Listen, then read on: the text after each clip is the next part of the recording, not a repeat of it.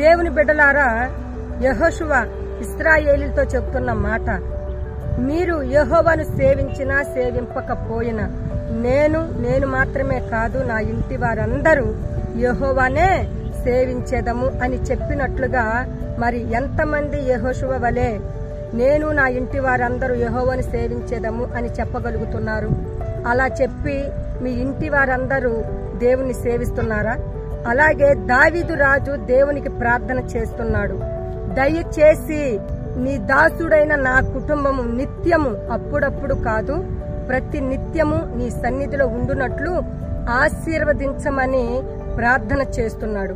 మరి ఎంతమంది దావీదు రాజు వలె నా కుటుంబము ఒకరు ఇద్దరు కాదు, నా కుటుంబం అంతా నీ సన్నిధిలో ఉండునట్లు ఆశీర్వదించి దీవించమని దేవునికి ప్రార్థన చేస్తున్నారు?